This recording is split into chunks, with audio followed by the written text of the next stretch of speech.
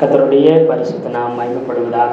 ஆண்டவராகிய இயேசு கிறிஸ்துவின் நாமத்தினால் உங்கள் யாவரையும் நான் வாழ்த்தி வரவேற்கிறேன். இயேசப்பா உங்களை ஆசீர்வதிப்பார். கர்த்தருக்கு ஸ்தோத்திரம்.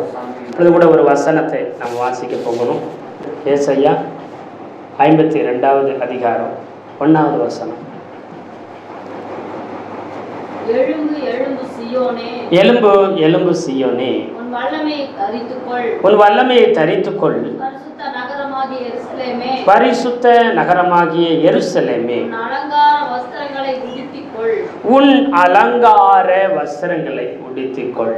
விருத்த சேதனம் இல்லாதவனும் அசுத்தனும் இனி உன்னிடத்தில் வருவதில்லை. விருத்த சேதனம் இல்லாதவனும் அசுத்தனும் இனி உன்னிடத்தில் வருவது இல்லை. எத்தனை பேர் ஆமென் சொல்றீங்க? அது மாத்திரமல்ல, ஏசாயா தீர்க்கதரிசன புஸ்தகம் 62:3 ஒரு வாசிக்கலாம்.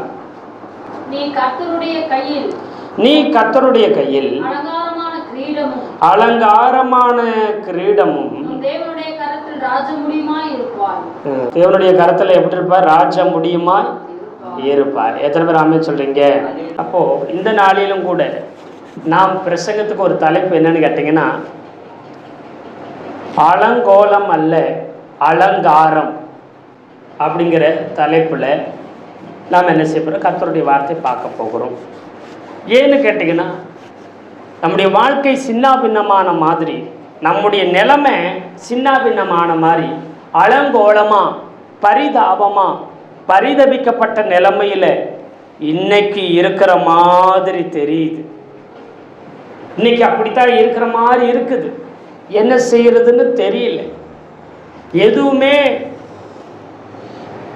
அலங்காரமா அழகா ஒழுக்கமா சரியா இருக்கிற மாதிரி தெரியல. எல்லாமே பார்த்தா, எந்த காரியத்திலும் பார்த்தா, வருமானத்துல பார்த்தா, சுகம் பலன்ல பார்த்தா, உறவுகள்ல பார்த்தா, நண்பர்களை பார்த்தா, உதவி செய்கிற வட்டாரத்தை பார்த்தா, நம்முடைய நிம்மதி மகிழ்ச்சி காரியங்களை பார்த்தா, எல்லாம் பார்த்தா எல்லா பக்கமும் அலங்கோலமாக இருக்கிற மாதிரி நம்முடைய வாழ்க்கை இருக்குது.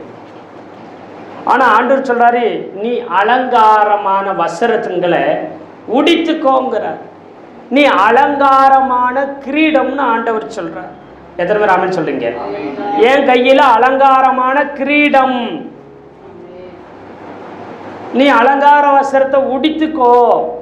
நீ அலங்கோலமான வஸ்திரத்தை உடுத்தி இருக்க வேண்டிய அவசியமே இல்லை என்று கர்த்தர் சொல்கிறார். எத்தனை பேர் ஆமென் சொல்றீங்க? அல்லேலூயா. இந்த அலங்கோலத்துக்கு காரணம் என்ன? அலங்கோலத்துக்கு காரணம் என்ன? நிறைய காரியங்கள் நாம் பார்க்க முடியும். யோசேப்புடைய வாழ்க்கையில அவன் அடிமையா வந்ததுக்கு காரணமும் அவன் கிடையாது. எத்தனை பேர் ஆமென் சொல்றீங்க? அல்லேலூயா. அவன் இளவரசனுடைய ட்ரெஸ்ஸை உடுத்தி பலவர்ண அங்கியை போட்டு ஒரு குடும்பத்தில் வீட்டில் இளவரசன் மாதிரி இருந்தவன் இப்போ அடிமை வஸ்திரத்தில் இருக்கிறான். அடிமை வஸ்திரம் நல்லா இருக்குமா? அலங்கோலமா இருக்குது. ஏன்? அண்ணன்மார்கள் செய்த சதியின் நிமித்தம், கூட பிறந்த அண்ணன்மார்கள் செய்த சதியின் நிமித்தம் அலங்கோலமான அடிமை வஸ்திரம் உடுத்திருக்கிறான். அங்கு கர்த்தரவனை ஆசீர்வதித்து உயர்த்தும் பொழுது தன்னுடைய ஓனர் அம்மா, எஜமானி அம்மாவை வீண் பழி செலுத்தினால அவருடைய மறுபடியும் அவன் அலங்கோலமான சிறை கைதி, மரண தண்டனை கைதியை வஸ்திரத்தை தரித்து அலங்கோலமாய் அங்கே நிற்கிறான். ஆனாலும் ஆண்டவர் விடலை. நீ பிறந்ததே ராஜ வாழ்க்கை வாழ்கிறதுக்கு தான். அதனாலதான் உனக்கு இளவ ராஜாவுடைய பிள்ளைகள் போடுகிற பலவர்ண அங்கி, அதாவது பல வர்ணம்னா பல கலர்கள் உள்ள உடை, அந்த உடையை உடுத்த வச்சு நீ எப்பயுமே இளவரசன் தான், நீ ராஜா வீட்டு பிள்ளைதான்னு சொல்லி நான் உன் வீட்டில் இருக்கும்போது எப்படி உடுத்த வச்சனோ அதை விட மேலான ட்ரெஸ்ஸுகளை உடைகளை உன்னை போட வச்சு உன்னை ராஜ வாழ்க்கை வாழ வச்சே தீருவேன்னு சொல்லி ஆண்டவர் திட்டமிட்டிருந்தார். அண்ணன்மாரோ, அது யாரா இருந்தாலும் சரி, அது போத்திப்பார் மனைவியா இருந்தாலும் சரி, அது யார் இருந்தாலும் சரி, அவனுடைய அலங்கார வஸ்திரத்தை, அவனுடைய ராஜ மேன்மையை, அவனுடைய உயர்வை கொஞ்ச நாளைக்கு களங்கப்படுத்தின மாதிரி இருக்கலாம். அப்படித்தானே இருந்துச்சு? சொல்லுங்க. செயலில் கிடக்கும்போது, அடிமையாக இருக்கும்போது அவன் வாழ்க்கை இதுதான் என் தலையெழுத்து, இப்படித்தான் என் வாழ்க்கை அலங்கோலமாக போயிடுச்சுன்னு நினச்சிட்டு இருந்தாரா? இல்லை, இது என் வாழ்க்கை இல்லை, எனக்கு ஒரு வாழ்க்கை இருக்குது, அலங்காரமான வாழ்க்கை. நான் அலங்காரமானவன், நான் மேன்மையானவன், நான் உன்னதமானவன், நான் மகிமையானவன். அதற்கென்றே நான் இந்த பூமியில் பிறந்திருக்கிறேன், அதற்கென்றே இந்த ஊரில் பிறந்திருக்கிறேன், அதற்கென்றே இந்த ஊருக்கு நான் வந்திருக்கிறேன், அதற்கென்றே இந்த தேசத்தில் இந்த இடத்துல ஆண்டவர் என்னை வச்சிருக்கிறதுக்கு ஒரு நோக்கம் இருக்குது. நான் அலங்காரமானவன் ஆண்டவர் பார்வையில். எத்தனை பேர் ஆமென் சொல்றீங்க? அரசனாய் இருந்தாலும் அவன் தலையில் இருக்கிற கிரீடமே அவனுக்கு மதிப்பும் மரியாதையும் கொண்டு வரும். எத்தனை பேர் ஆமென் சொல்றீங்க? அல்லேலூயா சொல்லுங்களேன். அவன் அரசனாய் இருந்தாலும், அவன் நாட்டையே ஆளுகிறவனாய் இருந்தாலும், அவன் தலையில் இருக்கிற கிரீடத்தோட மதிப்பு தான் அந்த ராஜாவுக்கு பேரையும் புகழையும் கொண்டு வரும். ராஜா எப்பேற்பட்ட ஆளாய் இருந்தாலும் அவன் கையில் இருக்கிற செங்கோல் தான் அவனுடைய அதிகாரத்தை, அவனுடைய ஆளுகையை மகிமைப்படுத்துகிறது. எத்தனை பேர் ஆமென் சொல்றீங்க? அல்லேலூயா. எவ்வளவு பெரிய வாட்டசாட்டமா இருந்தாலும் அவன் வீரம் தான் அவனை பலசாலியாக நிரூபிக்கிறது. இல்லைன்னா 10 அடி உயரத்தில் 100 கிலோ 200 கிலோ 300 கிலோ வெயிட் இருந்தாப்புல வீரன் சொல்லிடுவாங்களா? அவன் பராக்கிரமசாலின்னு சொல்லிடுவாங்களா? கிடையாது. அவனுடைய வீரம் அவனுடைய பலமாக இருக்கிறது. எத்தனை பேர் ஆமென் சொல்றீங்க? அல்லேலூயா சொல்லுங்களேன். ஆண்டவர் நம்மை அலங்காரமான கிரீடமா அவர் பார்க்கிறார். எத்தனை பேர் ஆமென் சொல்றீங்க? அவர் சொல்லுகிற அலங்காரமான வஸ்திரத்தை உடுத்திக்கோங்கிறாரு. இப்படி அலங்கோலமான வாழ்க்கை நீ வாழ வேண்டாங்கிறாரு. நீ இப்படி அழுது கொண்டு புலம்பிக் கொண்டு இருக்க வேண்டிய அவசியம் இல்லை. உன் வஸ்திரத்தை நீ மாற்றிக்கொள். எத்தனை பேர் ஆமென் சொல்றீங்க? அழுகைங்கிற பள்ளத்தாக்கை விட்டு வெளியில எழும்பி வா. புலம்பல் என்கிற பள்ளத்தாக்கை விட்டு வெளியில எழும்பி வா. மரண பள்ளத்தாக்கா இருந்தாலும் உன்னை ஒன்று சேதப்படுத்த முடியாதுன்னு ஆண்டவர் வாக்கு கொடுத்திருக்கிறார். எத்தனை பேர் ஆமென் சொல்றீங்க? அல்லேலூயா. அண்ணாலே உன் அழுகையை நிறுத்து. எசேக்கியா ராஜாவே உன் கண்ணீரை நிறுத்து. எத்தனை பேர் ஆமென் சொல்றீங்க? அல்லேலூயா சொல்லுங்களேன். அவள் அழுது கொண்டே இருந்தாள். ஆலயத்துக்கு வந்ததுக்கு சொல்லிட்டார், ஆண்டவர் சொல்லிட்டாரு, இஸ்ரவேலின் தேவனாகிய கர்த்தரிடத்தில் கேட்டுக்கொண்டபடி உன் விண்ணப்பத்தின்படி உனக்கு ஆக கடவுதுன்னு சொல்லிட்டாரு. உனக்கு அப்படியே அருளி செய்வாராக சொல்லியாச்சு. அதுக்கப்புறம் அவன் அழுகலை. அந்த அலங்கோலமான நிலையை தூக்கி எரிஞ்சிட்டா. எத்தனை பேர் ஆமென் சொல்றீங்க? அல்லேலூயா.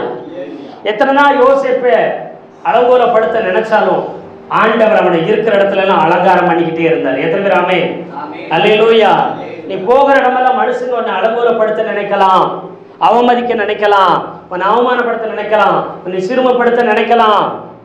ஆனால் ஆண்டவர் சொல்றாரு, நீ எங்கே போனாலும் உன்னை அங்கே அலங்காரமாக்குவேன். ஏன்னா என்னுடைய அபிஷேகம், என்னுடைய வாக்கு தத்துவம், என்னுடைய தரிசனம், என்னுடைய அழைப்பு அதை செய்யும். எத்தனை பேர் ஆமென் சொல்றீங்க? அல்லேலூயா சொல்லுங்களேன். அல்லேலூயா. அதனால தான் சொல்லுவாங்க, தீ நெருப்பு இருக்கு பார்த்தீங்களா, அதை எப்படி பிடிச்சாலும் அது எப்படித்தான் எரியுமா?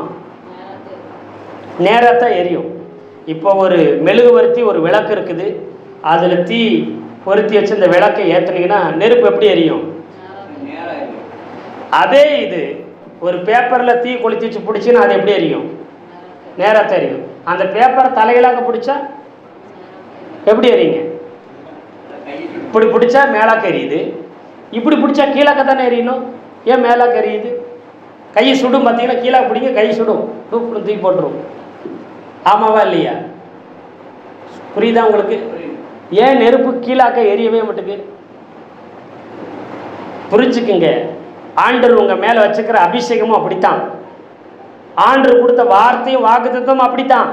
உங்களை தலைகீழாக பிடிச்சாலும் சரி, உங்களை ஆண்டவர் தலைமையில தான் நிப்பாட்டுவார். எத்தனை பேர் ஆமென் சொல்றீங்க? உங்களை அசிங்கப்படுத்த நினைச்சாலும் உங்க பேரை ஆண்டவர் மகிமைப்படுத்த தான் செய்வார். உங்களுக்கு உயர்வை தான் கொடுப்பாரு. உங்களை கீழே இழுப்பாங்க, ஆனா நீங்க மேல போயிட்டு இருப்பீங்க. எத்தனை பேர் ஆமென் சொல்றீங்க? தள்ள நினைப்பாங்க, நீங்க என்ன செய்வீங்க? தாங்குறவங்களா தூக்கி பிடிக்கிறவங்களா மேல மேல போயிட்டே இருப்பீங்க. அதனால உங்களை தள்ளவும் முடியாது, தலை கவிழ்க்கவும் முடியாது, உங்களை தடுமாற பண்ணவும் முடியாது. உங்களை விழச் செய்ய முடியாது. எத்தனை பேர் ஆமென் சொல்றீங்க? அல்லேலூயா சொல்லுங்களேன். அக்கினி எப்படி பிடித்தாலும் எப்படி வச்சாலும் அது தலை மேலாகத்தான் எரியும். அது மேலதான் உனக்குள்ள இருக்கிற அபிஷேகம் மேலாகத்தான் உன்னை நிறுத்தும். எத்தனை பேர் ஆமென் சொல்றீங்க? உன் அழைப்பு, உன் அபிஷேகம், உனக்குள்ள இருக்கிற வரம், உனக்குள்ள இருக்கிற வல்லமை, உனக்கு கொடுக்கப்பட்ட வாக்கு தத்தம் உன்னை தலை மேலாகத்தான் நிறுத்திவிடும். அல்லேலூயா சொல்லுங்களேன். அதனாலதான் யோசேப்பை வீட்டில் மட்டம் தட்டினாங்க, அவன் மேலாக்க வர்றான். அண்ணன்மார் மட்டம் தட்டுறாங்க, அண்ணன்களுக்கு மேலாக்க வர்றான். வயசுல சின்னவனா இருந்தோம். அடிமையா போடுறாங்க, மட்டம் தட்டுறாங்க, அவன் மேலாக்கத்தான் வர்றான். போத்திபார் மனைவி ஜெயில விட்டா ஜெயிலே மேலாக்கத்தான் மேல மேல உயர்ந்துட்டே தான் வர்றான். அப்புறம் பார்வனுக்கு முன்னாடி போய் இருக்கிறான், அப்பயே மேல மேல மேல மேல தான் வந்துட்டே இருக்கிறான். அவன் கீழே ஒரு நாள் போகவே இல்லை, போக முடியாது. ஏன்னா ஒரு காற்றுள்ள ஒரு பால் இருக்குன்னா, ஒரு பால் இருக்கு, ஒரு காற்று உள்ளது நீங்க எவ்வளவுதான் தண்ணிக்குள்ள அமிழ்த்து வைக்கிறீங்களோ அவ்வளவு வேகமா எங்க வந்துருங்க சொல்லுங்க, மேல வந்துடும்.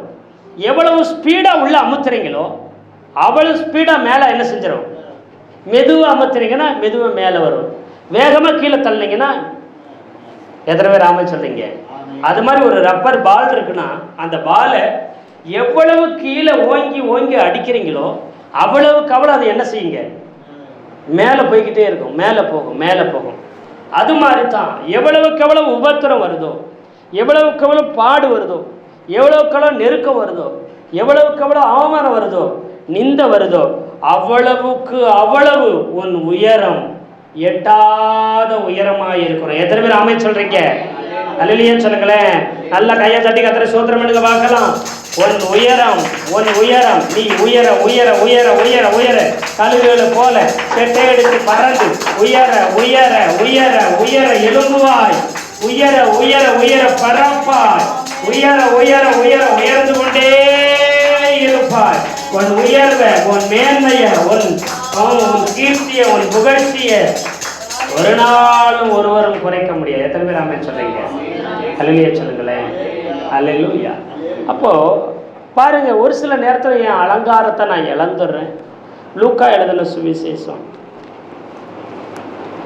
15ஆவது அதிகாரம் 11ஆம் வசனத்துல இருந்து கடைசி வரைக்கும் 2 குமாரர்கள் இருந்தாங்க ஒரு அப்பாவுக்கு. மூத்த குமாரன், இளைய குமாரன். இந்த சம்பவம் உங்களுக்கு தெரியும். இவன் அலங்காரமாய் இருந்து அலங்கோலமாய் மாறிட்டான். இதுக்கு காரணம் யாரு? இது காரணம் யாரு? குடும்பத்தில் உள்ளவங்களோ தாய் தகப்பனோ மற்ற யாரும் கிடையாது. இவனுடைய தப்பு, இவனுடைய தவறு. இவன் கெட்ட நண்பர்களோட சேரக்கூடாதவரோட சேர்ந்தான். இவன் ஃப்ரெண்ட்ஸ் பிடிச்சான். இவன் என்ன செஞ்சான்? அவர்களோட சேர்ந்து அலங்காரமாக இருந்த அப்பா விட்டு இவன் என்ன செஞ்சான்? வெளியேறினான். அண்ணனை விட்டு, அப்பாவை விட்டு, தன் சொந்த ஊரை விட்டு, தனக்கு கொடுக்கப்பட்டிருக்கிற அந்த வாழ்க்கையை விட்டு இவனே வெளியேறினான். ஆனால் யோசேப்பு அவனா ஒருபோதும் அப்பாவை விட்டோ குடும்பத்தை விட்டோ தன்னுடைய நாட்டை விட்டோ தேசத்தை விட்டோ வெளியில் போகலை. வலுக்கட்டாயமாக இவனை என்ன செய்தாங்க? தூக்கி விசிறி அடித்தாங்க. அல்லேலூயா சொல்லுங்களேன். அல்லேலூயா. ஆனால் இங்கே இவனுக்கு ஒரு குறை இல்லை. கெட்ட நண்பர்கள், தவறான நட்பு வட்டாரத்துக்குள்ள சிக்கி தகப்பனுடைய அன்பையும் தகப்பனுடைய அருமை பெருமை அவனுக்கு தெரியாமல் போயிருச்சு. அந்த நண்பர்கள் பேச்சை கேட்டு அவன் தகப்பன் உன்னை ஒரு கண்ட்ரோலுக்குள்ளே வச்சுருக்கிறாரு, கட்டுக்கோப்பாக வச்சுருக்கிறாரு. நீ வாலிபன் ஆகிட்ட, நீ இளைஞன் ஆகிட்ட, இனி நீ தான் தனியாக முடிவெடுத்துக்கணும், நீ உன் இஷ்டம் போல இருந்துக்கலாம் வாழ்க்கை.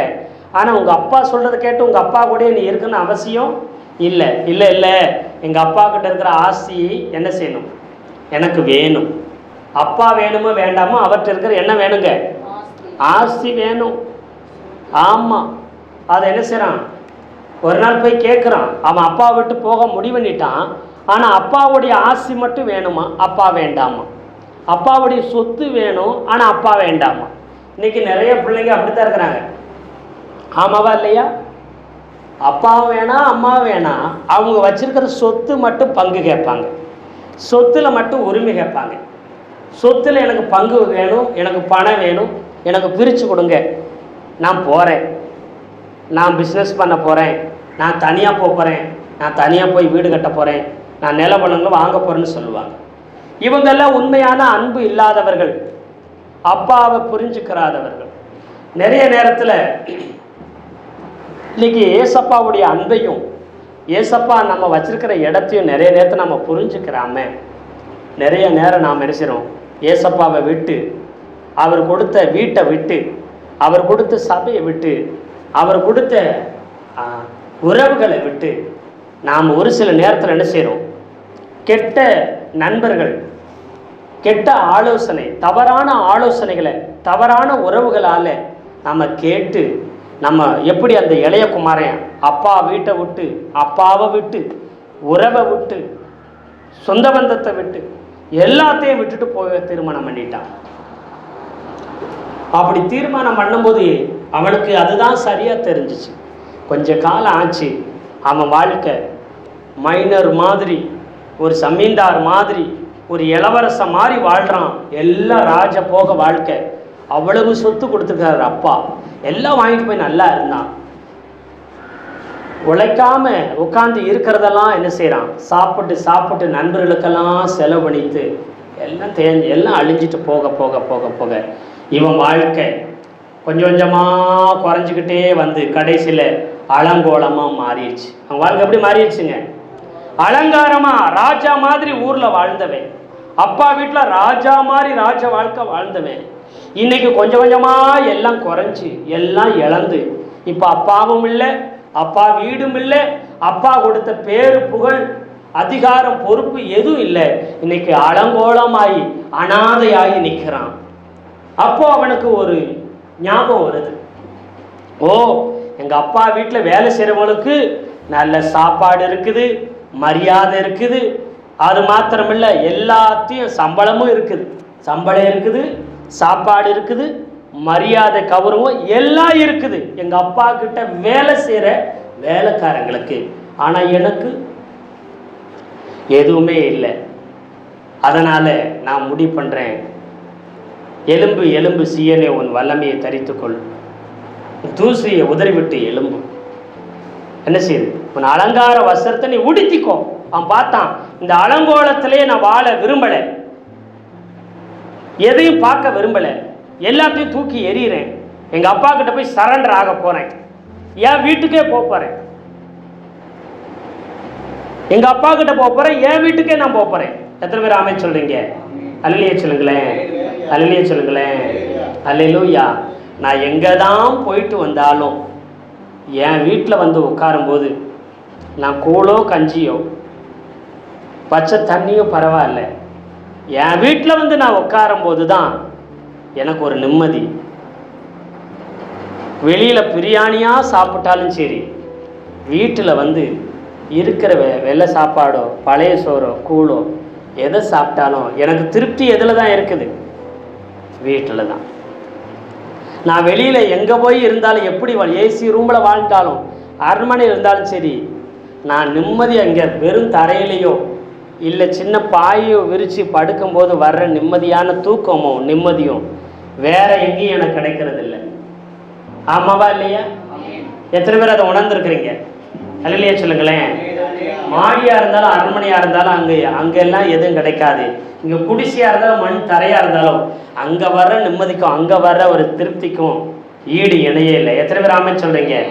அல்லேலூயா சொல்லுங்களேன். அதான் தகப்பன் வீட்டினுடைய ஆசீர்வாதம். அங்கே திருப்தி இருக்கும். ஆலயத்தில் ஆண்டவர் கொடுத்த, ஆலயத்தில் ஆண்டவர் கொடுத்த, வீட்டில் ஆண்டவர் கொடுத்த, குடும்பத்தில் ஆண்டவர் கொடுத்த உறவுக்குள்ள தான் திருப்தி இருக்கும், சந்தோஷம் இருக்கும், நிம்மதி இருக்கும். அங்கே மகிழ்ச்சியை காண முடியும். எத்தனை பேர் ஆமென் சொல்றீங்க? அல்லேலூயா, அல்லேலூயா. வேற எங்க இடத்துலையும் என்ன செய்ய முடியாது, அந்த நிம்மதியை ஒரு நாளும் நம்மளால் பார்க்க முடியாது. ஏசாயா 28 அக்காலத்தில் சேனைகளின் கர்த்தர் தமது ஜனத்தில் மீதியானவர்களுக்கு மகிமையான கிரீடமாகும் அலங்காரமான முடியாகவும் அவர் இருப்பாரா. எத்தனை பேர் ஆமென் சொல்றீங்க? அல்லேலூயா. பாருங்க, ஆண்டவரே அலங்காரமா இருப்பாரா?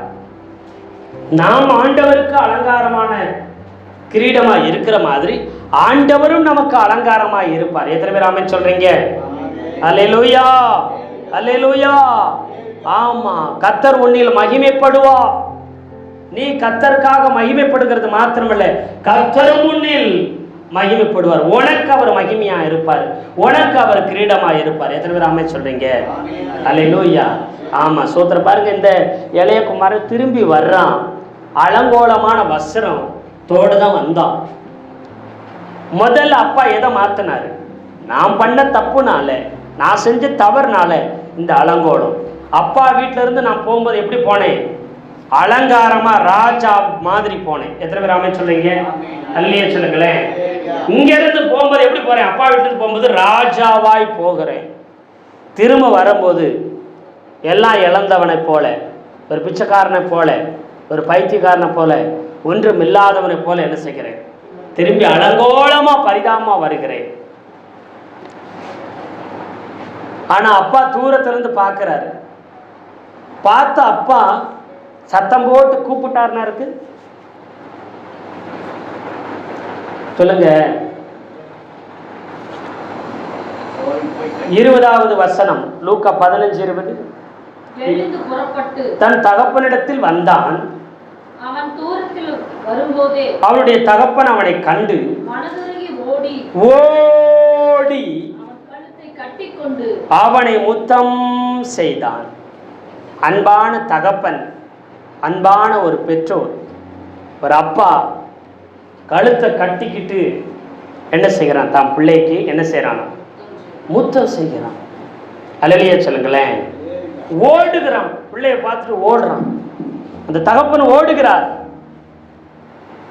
அவன் அலங்கோலத்தை பார்க்கல, அவளை நிலைமையை பார்க்கல. அவர் தன் பிள்ளைய மட்டும்தான் பார்த்தாரு. எந்த நிலைமையில நீ அலங்கோலமா வந்தாலும் சரி, ஆண்டவர்கிட்ட வந்துட்டீங்கன்னா உங்களை அலங்காரமா அவர் மாற்றிடுவார். எத்தனை பேர் ஆமென் சொல்றீங்க? அதுதான் தகப்பனுடைய அன்பு. நீ இங்க எப்படி அலங்காரமா ராஜாவை போல இருந்தியோ, இப்ப அலங்கோலமா பைத்தியமாய் பிச்சை எடுக்கிறவரை போல, ஒன்றுமில்லாதவனை போல நீ வருகிற. ஆனா அதெல்லாம் ஆண்டவர் பார்க்கல. இப்ப எப்படி இருக்கிற பார்க்கல. ஆனா யாருக்கிட்ட வந்து என்னிடத்துல வருகிறவரை நான் புறம்பே தள்ளுவதே இல்லை. எத்தனை பேர் ஆமென் சொல்றீங்க? ஓடுறார். இவர் ஓடுனார். அவன் தயங்கி தயங்கி வர்றான். ஆனா தகப்பன ஓடுகிறார் மகனை பார்த்து. எத்தனை பேர் ஆமென் சொல்றீங்க? தயங்காம, தயங்கி தயங்கி நிறைய பேர் இருக்கலாம். ஆனா இன்னைக்கு இயேசுநாதர் உங்களை பார்த்து அழைக்கிறாரு, தயங்காம வா, உன் தகப்ப வீடு தானே. எத்தனை பேர் ஆமென் சொல்றீங்க? வீடு யார் வீடு? தகப்ப வீடு. அது உனக்கும் உரிமை இருக்கிறது. தயங்காம வா, சந்தோஷமா வா. ஓடி வந்து தகப்பன் உன்னை அணைப்பாரு தவிர எதுக்கு வந்த? வெளியில போ. இப்பதான் உனக்கு கண்ணு தெரிஞ்சிச்சா? சிச்சி சிச்சி சி, இவ்வளவு கேவலமா இருந்திருக்கிற, ஏன் புள்ளன்னு வெளியில சொல்லிடாத அப்படின்னு அப்பா சொல்லிடுவாரா? சொல்லுங்க. வா வா, என்னைய விட்டுட்டு போனீல, உனக்கு இது வேணும், இதுக்கு மேலேயும் வேணும் அப்படின்னு அப்பா சொல்லிட்டாரா? சொல்லுங்க.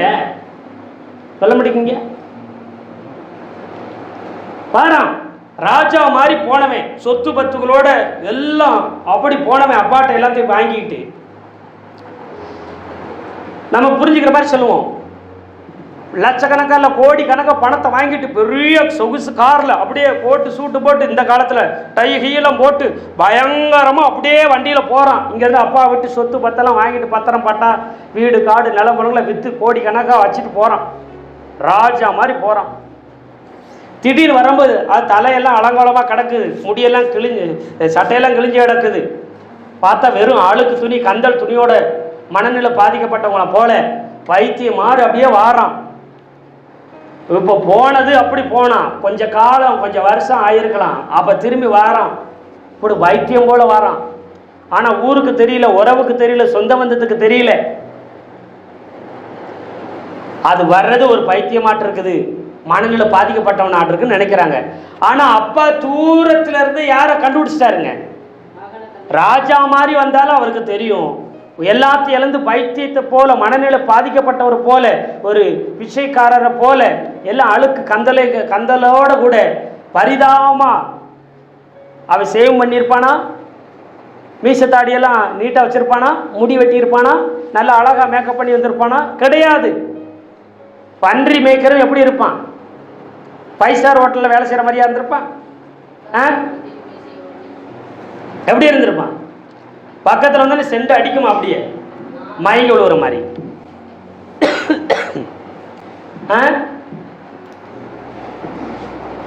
10 அடிக்கன்னா 20 அடி தூரத்து பக்கத்தில் வராத நாருது அம்மா ஓடிரு என்ன வேலை தான் செஞ்சானே, இன்னும் நாத்த நாருது, குளிச்சு எத்தனை நாள் ஆச்சுன்னு துரத்திருப்பாங்க. ஆனால் அப்பா தூரமாக பார்த்தனே கண்டுபிடிச்சாரு. எந்த அலங்கோலத்தில் வந்தாலும் ஆண்டவருக்கு தெரியும், நீ என் பிள்ளை. ஆமாவா இல்லையா சொல்லுங்க? அவன் திரும்பி வாரானா, என்ன தேடி வந்திருக்கிறான், என்ன நம்பி வந்துட்டான். அவர் தெரிஞ்சிருச்சு, ஓடுறாரு வேமா. ஓடும்போது எல்லாம் ஏப்பா என்ன ஓடுற, இந்த வயசுல இப்படி ஓடுற, ஏன்பா இப்படி ஓடுற? யாரு கூப்பிட்டதும் காது கேட்கல, அவர் வாட்டு ஓடுறாரு. மகனை பார்த்து ஓடி போய் கட்டி பிடிக்கிறாரு, முத்தம் செய்யறாரு, எல்லாம் செய்யறாரு. யாரையா இது? திடீர்னு யாரோ ஒருத்தங்க பயங்கரமா ஒரு பரிதாபமான யாரோ வந்துக்கிறாங்க. அவங்கள பார்த்து இவர் ஏன் ஓடி போறாரு, கட்டி பிடிக்கிறாரு, முத்தம் கொடுக்கறது யாருன்னு தெரியலையே, ஏன் இப்படி பண்றாரு? அவளை யோசிச்சிருப்பாங்க. அப்புறம் இழுப்பாரு, இவர் யாரும் இல்லை, என் இளைய மகன். அப்படியா? எங்களுக்கு பார்த்தாலே தெரியவே தெரியல, உனக்கு எப்படியா தெரிஞ்சு தூரத்துல இருந்து? என் பிள்ளைய எனக்கு தெரியாதா? கூப்பிட்டு வராரு. என் பிள்ளைய பத்தி எதையும் பேசிடக்கூடாது, மிரட்டி இருப்பாரு. 2வது, இவனை சுத்தம் பண்ணுங்க, முடிய வெட்டுங்க, இவன் எல்லாம் அழகுபடுத்துங்க, நல்ல அலங்கார வஸ்திரத்தை இவருக்கு என்ன செய்யுங்க, உடுத்துங்கள். 22வது வசனம். அப்பொழுது தகப்பன் தன் ஊழியக்காரனை நோக்கி, நீங்கள் உயர்ந்த வஸ்திரத்தை கொண்டு வந்து இவனுக்கு உடுத்தி, இவன் கைக்கு மோதிரத்தையும் கால்களுக்கு பாதரட்சையும் போடுங்கள். செருப்பு இல்லாம வந்திருக்கிறான், கையில மோதிரமும் கிடையாது, வஸ்திரமும் நல்ல வஸ்திரம் இல்லை. வஸ்திரத்தை கூட இல்லை, உயர்ந்த வஸ்திரம், காஸ்ட்லியான துணிமணியை போடணும் என் பையனுக்கு அப்படிங்கிற. அல்லையே சொல்லுங்களேன், காஸ்ட்லியான வஸ்திரம் என்ன மகனுக்காகவே எடுத்து வச்சிருந்திருக்கிறார். எத்தனை பேர் ஆமான்னு சொல்றீங்க? அல்லையே சொல்லுங்களேன். பையன் விட்டு போய் பல வருஷம் ஆயிருக்கலாம், பல மாசங்கள் ஆயிருக்கு, பல வருடங்கள் ஆயிடுச்சு.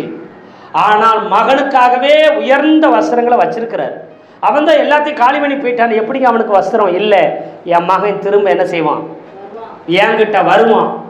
என்கிட்ட என்ன செய்வான்? வருவான். எத்தனை பேர் ஆமென் சொல்றீங்க? இன்னைக்கு ஏசாவு அப்படித்தான், திரும்ப என் பிள்ளை வரும். எந்த நிலைமை இருந்தாலும் என்கிட்ட தான் வந்தாகணும். எங்க சுத்தினாலும் அவன் எங்க தான் வந்தாகணும்? என்கிட்ட தான் வந்தாகணும். எத்தனை பேர் ஆமென் சொல்றீங்க? அப்படின்னு ஆண்டவர் எதிர்பார்ப்போடு இருக்கிறார். உனக்கு சாதாரண வஸ்திரமோ, வேலைக்காரனுடைய வஸ்திரமோ, அல்லது ஒரு அடிமையின் கூலிக்காரனுடைய வஸ்திரத்தை ஆண்டவர் கொடுக்காம உயர்ந்த வஸ்திரத்தை வச்சுட்டு உனக்காக எதிர்பார்த்து காத்துட்டு இருக்கிறார். எத்தனை பேர் ஆமென் சொல்றீங்க? அல்லேலூயா.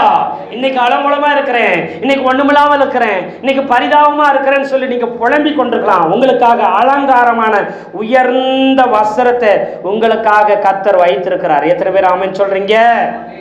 அல்லேலூயா, அல்லேலூயா. ஆமா, உனக்கு அவர் கிரீடமாய் அலங்காரமாய் அவர் இருப்பார். அவருக்கு நீ கிரீடமாக அலங்காரமாக நீயும் இருப்பாய். எத்தனை பேர் ஆமென் சொல்றீங்க? அல்லேலூயா. கர்த்தருக்கு ஸ்தோத்திரம். இது தான் செஞ்ச தப்புனால இவன் அலங்கோலமா போயிட்டான் இளைய குமாரன். அவனை மறுபடியும் தகப்பன் சேர்த்து அவனை அலங்காரமாய் மாற்றி விட்டார். ஒருவேளை நம்ம தவறி இருக்கலாம், தப்பு பண்ணியிருக்கலாம், குறை இருந்திருக்கலாம், நம்ம செய்யக்கூடாது செஞ்சிருக்கலாம். ஆனாலும் ஆண்டவர் சொல்லார், இல்லை என்கிட்ட வந்துரு, மறுபடியும் உன்னை அலங்காரமா மாத்திரேங்கன்னு ஆண்டவர் சொல்லுகிறார். அல்லேலூயா. அதற்கு ஸ்தோத்திரம். இன்னொரு இது பாருங்க, சகரியா தீர்க்கதரிசன புஸ்தகம் 3வது அதிகாரத்தில் 1வது வசனத்தை வாசிக்கலாம். 1லிருந்து வாசிக்கலாம். அவர் பிரதான ஆசாரியனாகிய யோசுவாவையும் எனக்கு காண்பித்தார். சகரியாவுக்கு காண்பிக்கிறார். அவர் பிரதான ஆசாரியனாகிய யோசுவாவை எனக்கு காண்பித்தார். அவன் கர்த்தருடைய தூதனுக்கு முன்பாக நின்றான். அவன் கர்த்தருடைய தூதனுக்கு முன்பாக நின்றான். சாத்தான் அவனுக்கு விரோதம் செய்ய அவன் வலது பக்கத்திலே நின்றான். இப்போ பிரதான ஆசாரியனா இருந்த அந்த யோசுவாவுக்கு விரோதமா அவனுக்கு விரோதமான காரியத்தை செய்யறதுக்காக சாத்தான் என்ன செய்கிறான், அவனுடைய வலது பக்கத்தில் நின்றுகிட்டு இருக்கிறான். இப்போ யோசுவாங்கிற பிரதான ஆசாரியன் என்ன செய்கிறார், செருபாபேல் காலத்துல இருக்கிறார். அந்த யோசுவா என்ன செய்யறாருன்னா நின்றுகிட்டு இருக்கிறாரு. யாருக்கு முன்பதாக? கர்த்தருடைய தூதனுக்கு முன்பாக நிற்கிறாரு. ஆனா அந்த யோசுவாவுடைய வலது பக்கத்துல சாத்தான் நின்றுகிட்டு இந்த யோசுவாவுக்கு தீங்கு செய்யணும்னு நின்றுகிட்டு இருக்கிறான். என்ன செஞ்சுட்டு இருக்கிறான்? தீங்கு செய்யணும், விரோதமான காரியங்களை செய்யறதுக்காக நின்றுகிட்டு இருக்கிறான். அடுத்த வசனம், அப்பொழுது கர்த்தர் சாத்தானை நோக்கி, அப்பொழுது கர்த்தர் சொல்றாரு சாத்தானை நோக்கி, கர்த்தர் உன்னை கடிந்து கொள்வாராக, கர்த்தர் உன்னை கடிந்து கொள்வாராக. சாத்தானே எருசலேமை தெரிந்து கொண்ட கர்த்தர் உன்னை கடிந்து கொள்வார். சாத்தானே எருசலேமை தெரிந்து கொண்ட கர்த்தர் உன்னை கடிந்து கொள்வாராக. இவன் அக்கனிலிருந்து தப்பிவிக்கப்பட்ட கொள்ளி அல்லவா என்றார். கர்த்தர் சொல்றார் பாருங்க. இப்போ கர்த்தருடைய தூதனுக்கு முன்பதாக, கர்த்தருடைய தூதனுக்கு முன்பதாக ஊழியக்காரன் பிரதான ஆசாரியன் நின்றுகிட்டு இருக்கிறான். அவன் வலது பக்கத்துல சாத்தான் நின்றுகிட்டு இந்த ஊழியக்காரனுக்கு தீங்கு செய்யணும் நின்றுகிட்டு இருக்கிறான், விரோதம் செய்யறதுக்கு. அவன் நிற்கிறது கர்த்தருடைய தூதனுக்கு முன்பதாக நிற்கிறான். இவனுடைய வலது பக்கத்திலேயே சாத்தான் விரோதம் செய்ய நின்றுகிட்டு இருக்கிறான். அப்ப கர்த்தர் சொல்றாரு, என்ன சொல்றாருன்னா சாத்தானை பார்த்து சொல்றாரு, யோசுவா பார்த்து சொல்லல, இந்த ஊழியக்காரனை பார்த்து சொல்லல, சாத்தானை பார்த்து வலது பக்கத்துக்கு சாத்தானை பார்த்து சொல்றாரு, கர்த்தர் உன்னை கடிந்து கொள்வாராக அப்படின்னு என்ன செய்றார், கடிந்து கொள்கிறார். எத்தனை பேர் ஆமென் சொல்றீங்க? என் ஊழியக்காரனுக்கு விரோதமாய் சாத்தானே நீ விரோதமாய் அவனுக்கு தீங்கு செய்ய நினைத்துக்கிட்டு இருக்கிற, பொல்லாப்பு செய்ய நினைச்சுக்கிற, கர்த்தர் உன்னை கடிந்து கொள்வாராக அப்படின்னு சொல்லி திட்டுறாரு. கடிந்து கொண்டது மாத்திரமல்ல, சாத்தானே எருசலேமை தெரிந்து கொண்ட கர்த்தர் உன்னை கடிந்து கொள்வாராக அப்படின்னா, இந்த பிரதான ஆசாரியர் யோசுவா இந்த ஊழியக்காரனை எருசலேமுக்கு கொண்டு போய் அவன் ஆசாரிய ஊழியம் செய்யும்படிக்கு அவனை தப்பு வச்சு கொண்டு வந்திருக்கிறார். அவனை எருசலேமுக்கு கொண்டு வரணும். பாபிலோன்ல இருந்து எங்க வரணும்? எருசலேமுக்கு கொண்டு வந்திருக்கிறார். ஒரு கட்டை, விறகு கட்டை இருக்குது, அதை தீய எரிச்சு மிச்சம் மீதி கிடக்கும் பார்த்தீங்களா, அதுதான் கொல்லி. முழு பெரிய கட்டையை எரிப்பாங்க, ஒரு சின்ன துண்டு கட்டை மட்டும் என்ன செய்யும், அப்படி கிடக்கும் பார்த்துருக்கீங்களா, நுனியில் கறி போய் இப்படி கிடக்கும், அப்படி குட்டியாக கிடக்கும். அது மாதிரி பாபிலோனில் கடந்து திரும்ப ஒரு கொல்லி மாதிரி மிச்சம் மீதி தான் இவனை கொண்டு வந்திருக்கிற. இவனுக்கு விரோதமா நீ தீங்கு செய்ய நினைக்கிறையா, கர்த்தர் உன்னை கடிந்து கொள்வார். இந்த எருசலேமிலே ஊழியம் செய்யும்படிக்கு என் ஊழியக்காரனை அழைத்து கொண்டு வந்திருக்கிறேன். பாழாய் போய் கிடக்குது, மண்மேடாய் கிடக்குது, ஒன்றுமில்லாமல் நீங்கள் அழிந்த நிலைமையில கிடக்குது, தரிசு நிலமாய் கிடக்குது, எருசலேம் கைவிடப்பட்ட நிலைமையில கிடக்குது. எத்தனை பேர் ஆமென் சொல்றீங்க? உன் குடும்பம் தரிச போல கிடக்குது, உன் உறவுகள் தரிசனம் பாலானது போல எல்லாம் கிடக்குது. அதுல கொல்லிய மாதிரி உன்னை காப்பாத்தி கர்த்தர் வச்சிருக்கிறார். எத்தனை பேர் ஆமென் சொல்றீங்க? குடும்பத்தில் எத்தனை மரணங்கள் வந்துச்சு, ஆனா நீ கொல்லிய போல கர்த்தர் மிச்சம் மீதி உன்னை காப்பாத்தி வச்சிருக்கிறார். உன் குடும்பத்தை, உன் வம்சத்தை, உன் ஊரை நீ காப்பாத்தி ரட்சிக்கும்படிக்கு. எத்தனை பேர் ஆமென் சொல்றீங்க? கர்த்தரால் தெரிந்து கொள்ளப்பட்ட கொல்லி அல்லவா, மிச்சம் மீதி அல்லவா நீ.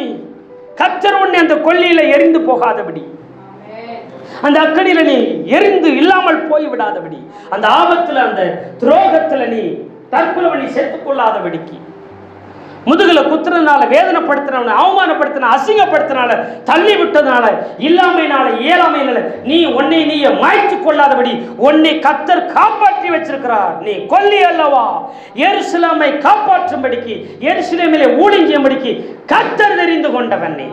எத்தனை பேர் ஆமென் சொல்றீங்க? அல்லேலூயா சொல்லுங்களேன், அல்லேலூயா சொல்லுங்களேன், அல்லேலூயா.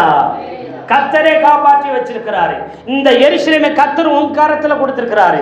இந்த ஆலயத்தையும் இந்த ஊழியத்தையும் இந்த வெள்ளக்கோயில் பட்டணத்தையும் இது சுற்றி இருக்கிற கிராமங்களையும் கர்த்தருடைய கரத்தில் கொடுத்திருக்கிறார். இது பாழாய் போய் கிடக்குது. 70 வருஷம் சிறையிருப்புல கடந்த எருசலேமை போல இது மண்மேடாகி இது பாழாக்கப்பட்டு இது இடிக்கப்பட்டு கிடக்குது. இதை கட்டி எழுப்பும்படிக்கு கொல்லியாகிய ஒன்னைய கர்த்தர் அழைத்திருக்கிறார். எத்தனை பேர் ஆமென் சொல்றீங்க? அல்லேலூயா சொல்லுங்களேன், அல்லேலூயா சொல்லுங்களேன். இந்த ஊழியம் இடிஞ்சிருக்கலாம், இந்த சபை பாழாக்கப்பட்டிருக்கலாம், இந்த பட்டணங்கள் பாழாக்கப்பட்டிருக்கலாம். ஆனாலும் கர்த்தர் உன்னை எருசலேமைக்கு கர்த்தர் தெரிந்து கொண்ட கர்த்தர் உன்னையும் தெரிந்து கொண்டிருக்கிறார். எத்தனை பேர் ஆமென் சொல்றீங்க? ஊழியத்தை செய்யும்படி கர்த்தர் உன்னை தெரிந்து கொண்டிருக்கிறார். ஏன் சாத்தான் விரோதம் செய்ய பார்க்கிறான் என்று சொன்னால் 3வது வசனத்தை வாசிங்க. யோசுவாவோ எனில் அழுக்கு வஸ்திரம் தரித்தவனாய் ஆமா தூதனுக்கு முன்பதாக நின்று இருக்கிறான். அழுக்கு வஸ்திரம் தரித்து அலங்கோலமாய் நின்றுகிட்டு இருக்கிறான். ஏன் சாத்தான் இவனுக்கு விரோதம் செய்ய பார்க்கிறான்? இந்த ஊழியக்காரனுக்கு, இந்த பிரதான ஆசாரியனுக்கு விரோதமா இவன் கர்த்தருக்கு முன்பதாக நின்றாலும், கர்த்தருடைய தூதனுக்கு முன்பாக நின்றுகிட்டு இவன் இருந்தாலும், ஏன் இவனுக்கு இந்த ஊழியக்காரனுக்கு விரோதமா சாத்தான் எழும்ப பார்க்கிறான்னு சொன்னா, இவன் அழுக்கு வஸ்திரம் தரித்திருக்கிறான். வஸ்திரம் எப்படி இருக்குங்க? அழுக்காய் இருக்குது. அவிசுவாசங்கிற அழுக்கு, சந்தேகங்கிற அழுக்கு, குழப்பம்ங்கிற அழுக்கு, பின்மாற்றம்ங்கிற அழுக்கு, ஒரு சில பலவீனம் என்கிற அழுக்கு அவன் வஸ்திரத்தில் படிந்திருக்கிறது. அழுக்கு வஸ்திரத்தோடு நிற்கிறான். இவன் பிரதான ஆசாரியன். அழுக்கு இவன் வஸ்திரத்தில் இருக்கக்கூடாது. பாபிலோன்ல போய் கடந்து அவங்க அப்பா, அவங்க அம்மா, அவங்க தாத்தா பாட்டின்னு வளர்ந்து பிறகு அவனிடத்திலே அவன் அறியாமலே உலக பாபிலோனின் அழுக்கு ஒரு சிலது ஒட்டி இருக்குது, ஒரு சில கரைகள் இருக்கிறது, ஒரு சில பலவீனங்கள் இருக்குது, ஒரு சில அவிசுவாசம், குழப்பங்கள், சந்தேகம் அவனுக்குள்ள அழுக்கா ஒட்டிட்டு இருக்குது. அதுக்காக ஆண்டவர் உங்களை விட்டுருவாரா? சொல்லுங்க. ஒரு சிலருக்கு சந்தேகம் வருது, ஏன் இப்படி நடக்குது? அழுக்கா இருந்தாப்புல என்னால் தெரிந்து கொள்ளப்பட்ட என் மகனை எப்படி நான் விட முடியும்? எத்தனை பேர் ஆமென் சொல்றீங்க? அல்லேலூயா சொல்லுங்களேன். என் மகனை எப்படி விட முடியும்? நான் அழைச்சிருக்கனே, நான் தெரிஞ்சிருக்கிறனே, நான் முன்குறிச்சிருக்கிறனே. அவன் அழுக்கு வஸ்திரத்தோடு நிற்கிறான். இன்னைக்கு ஒருவேளை நீங்க அப்படி கலக்கத்தில், குழப்பத்தில், கலங்கினவர்களா, சந்தேகப்படுறவங்களா, நம்பிக்கை இல்லாதவர்களா, ஆண்டவர் மேலேயே சந்தேகம், முழுசா சந்தேகப்பட்டுட்டு சோர்ந்து போய் ஒருவேளை நிற்பீங்கன்னா, உங்க அழுக்கு வஸ்திரத்தை களையிறதுக்கு ஆண்டவர் ஆயத்தமாக இருக்கிறார். எத்தனை பேர் ஆமென் சொல்றீங்க? அல்லேலூயா சொல்லுங்களேன், அல்லேலூயா சொல்லுங்களேன். அழுக்கு வஸ்திரத்தை ஆண்டவர் அகற்றுவா. உன் பலவீனத்தை கர்த்தர் அகற்றுவா. உன் குறைகளை கர்த்தரே அகற்றுவா. எத்தனை பேர் ஆமென் சொல்றீங்க? பாருங்க, அழுக்கு வஸ்திரம் தரித்து நிற்கிறான். 4வது வசனத்தை வாசிங்க. அவர் தமக்கு முன்பாக நிற்கிறவர்களை நோக்கி, அவர் யாரு? கர்த்தர் தமக்கு முன்பாக நிற்கிறவர்களை நோக்கி, இவன் மேல் இருக்கிற அழுக்கு வஸ்திரங்களை களைந்து போடுங்கள். இப்போ அங்க தகப்பன் என்ன செஞ்சாரு? இளைய குமாரன் தப்பு பண்ணி தடுமாறி என்ன செஞ்சிருந்தான்? பாவத்தில் விழுந்து திரும்பி வரும்போது அங்க அவனுடைய சொந்த தகப்பன் என்ன செய்தார்? அவனுடைய அழுக்கு வஸ்திரங்களை மாற்றினார். ஆனா இங்க ஊழியம் செய்யற ஊழியக்காரனுக்கு, பிரதான ஆசாரியனாகிய யோசுவாவுக்கு தகப்பன் அல்ல, உறவல்ல, ஆண்டவரே அவனுடைய அழுக்கு வஸ்திரங்களை களைந்து போட சொல்லுகிறார். எத்தனை பேர் ஆமென் சொல்றீங்க? அல்லேலூயா. எத்தனை பேர் ஆமென் சொல்றீங்க? அல்லேலூயா. அழுக்கு வஸ்திரங்களை கர்த்தர் களைந்து போட சொல்லுகிறார். வாசிங்க. பின்பு அவனை நோக்கி, நான் உன் அக்கிரமத்தை உன்னிலிருந்து என்ன செய்தேன்? நீங்க செய்து உனக்கு உயர்ந்த வஸ்திரத்தை தகப்பன் கொடுக்கிறாரு. உயர்ந்ததுன்னு காஸ்ட்லியான வஸ்திரம், விலை உயர்ந்த, விலை கூடின வஸ்திரத்தை உனக்கு தரங்கிறாரு. ஆனா இங்க ஆண்டவர் சொல்றாரு, சிறந்த வஸ்திரம், தனித்துவமான சிறந்த வஸ்திரத்தை உனக்கு நான் என்ன செய்றேன்? தரிப்பித்தேன் என்றார். எத்தனை பேர் ஆமென் சொல்றாங்க? அல்லேலூயா சொல்லுங்களேன். தரிப்பித்தார்கள். சிறந்த வஸ்திரத்தை அவனுக்கு என்ன செய்யறாங்க? தரிப்பிக்க சொல்றாரு. தரிப்பித்தேன் என்கிறார். வாசிங்க. அவன் சிரசின் மேல் சுத்தமான பாகையை வைப்பார்களாக. தலைப்பாகை சுத்தமானதை கர்த்தர் உன் சிரசின் மேல வைக்கிறார். சிந்தைகளால, எண்ணங்களால உனக்கு வருகிற குழப்பங்கள் எல்லா அழுக்குகளை கர்த்தர் நீக்கி இருந்து என்ன செய்கிறார்? சுத்தமானவைகளை சிறையில கர்த்தர் வைக்கிறார். அப்பொழுது சுத்தமான பாகையை அவன் சிரசின் மேல் வைத்து அவனுக்கு வஸ்திரங்களை தரிப்பித்தார்கள். கர்த்தருடைய தூதன் அங்கே நின்றான்.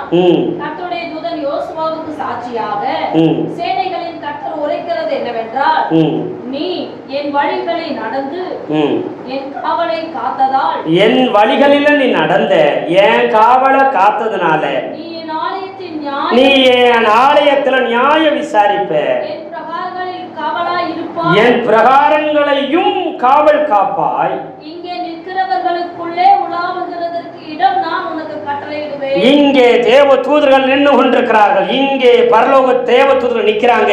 அவர்களுக்கு முன்பதாக உலாவுகிறதற்கும் உனக்கு நான் கட்டளையிடுகிறேன். எத்தனை பேர் ஆமென் சொல்றீங்க? அல்லேலூயா சொல்லுங்களேன். எத்தனை பேர் ஆமென் சொல்றீங்க? நீ என் வழிகளில் நடந்த, என் காவலை நீ காத்த, நீ என் ஆலயத்துல நியாயம் விசாரிப்புங்கிறாரு. எத்தனை பேர் ஆமென் சொல்றீங்க? என் பிரகாரங்களை காவல் காப்ப, நீ இங்கு உலாவுவாய். நான் உனக்கு கட்டளை எடுக்கிறேன், நான் உனக்கு அதிகாரம் கொடுக்கிறேன். நான் கொடுத்த எல்லையில, நான் கொடுத்த ஸ்தானத்துல, நான் கொடுத்த பட்டணத்துல நீ உலாவுவாய், நீ காவல் காப்பாய், நீ நியாயம் விசாரிப்பாய், நீ தீர்ப்பு சொல்லுவாய். எத்தனை பேர் ஆமென் சொல்றீங்க? அல்லேலூயா சொல்லுங்களேன். அல்லேலூயா. ஆமா, ஆண்டவர் சொல்றாரு, பயப்படாத, உன் அழுக்கு வசரத்தை நீக்கிறேன். பிசாசு உனக்கு விரோதமா அவனை நிற்க முடியாது. எத்தனை பேர் ஆமென் சொல்றீங்க? உன்னை அழிக்க முடியாது. பிசாசு சாத்தானே, நீ என் தாசனை, என் ஊழியக்காரி, என் ஊழியக்காரனை ஈனி விரோதம் செய்ய அனுமதிக்கவே மாட்டேன் என்று கர்த்தர் கட்டளையிட்டார். எத்தனை பேர் ஆமென் சொன்னீங்க? இந்த ஆலயத்துக்குள்ள வந்திருக்கிற உங்களை பார்த்து சொன்னார், உங்களுக்கு விரோதமா ஒண்ணும் வரவிடாதபடி கர்த்தரை தடுத்து நிறுத்துகிறார். எத்தனை பேர் ஆமென் சொல்றீங்க? வியாதியோ, வறுமையோ, பிசாசின் போராட்டமோ, செய்வனையோ, மாந்திரிகமோ, பிள்ளிசுனிய கட்டுகளோ, மனுஷ தந்திரங்களோ எதுவுமே உனக்கு விரோதமா எழும்பாதபடி கட்டளையிடுகிறேன் என்று சொல்லுகிறார். எத்தனை பேர் ஆமென் சொல்றீங்க? உன் குடும்பம் எழும்ப முடியாது, உன் உறவை எழும்ப முடியாது, உன்னை சுற்றியுள்ளவங்க எழும்ப முடியாது, உன் ஊருக்காரங்க எழும்பவே முடியாது. கர்த்தர் கட்டளையிடுகிறார். அதை மீறுகிறவன் யார்? எத்தனை பேர் ஆமென் சொல்றீங்க? அல்லேலூயா, அல்லேலூயா. கர்த்தருக்கு ஸ்தோத்திரம். பாருங்க, அடுத்து வாசிங்க. இப்போதும் பிரதான ஆசாரியனாகிய யோசுவாவே, நீ கேள், உனக்கு முன்பாக உட்கார்ந்திருக்கிற உன் தோழரும் கேட்க கடவார்கள். இவர்கள் அடையாளமாய் இருக்கிற புருஷர், இதோ கிளை எண்ணப்பட்டவராகிய என் தாசனை நான் வரப்படுவேன். இதோ நான் யோசுவாவுக்கு முன்பாக வைத்த கல், இந்த ஒரே கல்லின் மேல் 7 கண்களும் வைக்கப்பட்டிருக்கிறது. இதோ நான் அதன் சித்திர வேலையை நிறைவேற்றி இந்த தேசத்தில் அக்கிரமத்தை ஒரே நாளிலே நீக்கி போடுவேன் என்று சேனைகளின் கர்த்தர் சொல்லுகிறார். அல்லேலூயா. ஆண்டவர் சொல்றாரு, இந்த கல்லின் மேல என் 7 கண்களையும் என்ன செய்கிறேன்? வைக்கப்பட்டிருக்கிறதுன்னு ஆண்டவர் சொல்கிறார். இந்த கல், அது கர்த்தருடைய சபை. எத்தனை பேர் ஆமென் சொல்றீங்க? அல்லேலூயா. இந்த கல்லின் மேல் என் சபையை கட்டுன்னு சொன்னாரு. அந்த கல் இயேசுநாதர். எத்தனை பேர் ஆமென் சொல்றீங்க? இயேசுநாதர் மேல இந்த சபையை கட்டி எழுப்புவேன். இந்த தேசத்தில் இருக்கிற அக்கிரமத்தை இந்த சபையை கொண்டு, ஒன்னே கொண்டு, உன் ஊழியத்தை கொண்டு, உன் ஸ்தானத்தை கொண்டு, ஒன்னிலிருந்து கர்த்தர் மகிமைப்பட்டு எல்லா அக்கிரமங்களையும் நீக்க போடுவார். எத்தனை பேர் ஆமென் சொல்றீங்க? ஒரே நாளில் நீக்கப்படுவது கர்த்தர் வாக்கு கொடுக்கிறார். எத்தனை பேர் ஆமென் சொல்றீங்க? கர்த்தர் இங்கே எழுந்தருள்வார். இயேசு கிறிஸ்து வல்லமை மகிமை வெளிப்படும். வெளிப்படும் போது இங்க இருந்து வருகிற தேசத்தில் இருக்கிற அக்கிரமங்கள், அநியாயங்கள் எல்லாத்தையும் கர்த்தர் நீக்கி போடுவார். எத்தனை பேர் ஆமென் சொல்றீங்க? அநேகர் வருவாங்க, பாவத்திலும் சாபத்திலையும் பில்லிசுனி கட்டுகளிலும் நோயிலையும் பேயிலையும் எல்லாத்திலிருந்து வருவாங்க. இங்க இருந்து கர்த்தர் உன்னை நியாயம் விசாரிக்க வைப்பார். எத்தனை பேர் ஆமென் சொல்றீங்க? அல்லேலூயா சொல்லுங்களேன். எல்லா அக்கிரமங்களும் நீக்கப்படுகிற ஸ்தலமாக இது இருக்கும். எத்தனை பேர் ஆமென் சொல்றீங்க? எத்தனை பேர் ஆமென் சொல்றீங்க? ஒரே நாளில் கர்த்தர் நீக்கி போடுவார். அடுத்தது அந்த வசனத்தை வாசிக்கலாம். அந்நாளிலே நீங்கள் ஒருவரை ஒருவர் திராட்சை செடியின் கீழும் அத்திமரத்தின் கீழும் வரவழைப்பீர்கள் என்று சேனைகளின் கர்த்தர் சொல்லுகிறார். ஆமா, அப்ப ஒருவர் அன்போட, ஒருவர் ஐக்கியத்தோட இருப்பீங்க. பட்டு போன, கெட்டு போன, இல்லாம போன வாழ்க்கை திராட்சை செடியை போல செழித்தோங்கும். உன் மனைவி வீட்டோரும் கனிதரும் திராட்சை கொடியை போல இருக்கும் உன் குடும்பம். எத்தனை பேர் ஆமென் சொல்றீங்க? அத்தி மரத்தின் கீழே எல்லாரும் வரவழைக்கப்படுவார்கள், பண்டிகைகள் கொண்டாடப்படும். நீங்க ஒருமனப்படுவீங்க. பிரிஞ்சிருக்கிறீங்க, தனித்திருக்கிறீங்க, செதறி இருக்கிற குடும்பத்தை கர்த்தர் ஒன்றாய் வரவழைப்பார். எத்தனை பேர் ஆமென் சொல்றீங்க? உன் ஆலயத்துல உன் ஜனத்தை ஒன்றாய் வரவழைப்பேன். எத்தனை பேர் ஆமென் சொல்றீங்க? உன் ஜனத்தை, உன் கூட்டத்தை, நான் தெரிந்து கொண்டவர்களை ஒன்றாய் வரவழைப்பேன். உன்னை விட்டு பிரிந்த உறவுகளை ஒன்றாய் வரவழைப்பேன். எத்தனை பேர் ஆமென் சொல்றீங்க? அப்பொழுது மகிழ்ந்திருப்பீர்கள், அப்பொழுது செலுத்தியிருப்பீர்கள், அப்பொழுது பண்டிகைகளை ஆசிரிப்பீர்கள், அப்பொழுது கொண்டாடி கர்த்தருடைய நாமத்தை மகிமைப்படுத்துவீர்கள். எத்தனை பேர் ஆமென் சொல்றீங்க? அல்லேலூயா சொல்லுங்களேன். கர்த்தர் அப்படி ஒரு மகா உன்னதமான மேன்மையை கொடுத்து கர்த்தர் உங்களை ஆசீர்வதிக்க போறார். எத்தனை பேர் ஆமென் சொல்றீங்க? அல்லேலூயா சொல்லுங்களேன். பயப்படாத, உன் அலங்கோலத்தை கர்த்தர் இன்றிலிருந்து எடுத்து போடுகிறார், உன்னை அலங்காரமாய் மாற்றுகிறார். எத்தனை பேர் ஆமென் சொல்றீங்க? அலங்கார வஸ்திரத்தை உடித்துக்கோ. ஆண்டவர் அழுக்கையும் நிந்தையும் நீக்கி போட்டு விலை உயர்ந்த தலை சிறந்த வஸ்திரத்தை உனக்கு தரிப்பிக்கிறார். எத்தனை பேர் ஆமென் சொல்றீங்க? அல்லேலூயா சொல்லுங்களேன். அதனால உயர்ந்த வஸ்திரத்தை தகப்பன் அனுபவிக்கிறார். தலை சிறந்த வஸ்திரத்தை கர்த்தரே ஆண்டவரே உனக்கு தரிப்பிக்கிறார். அல்லேலூயா, அல்லேலூயா. நீ நியாயம் விசாரிப்பாய்.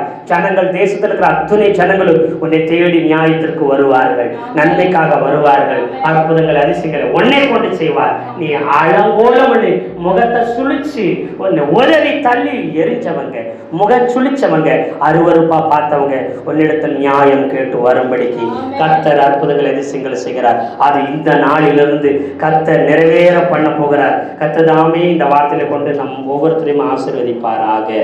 ஆமென், ஆமென், ஆமென்.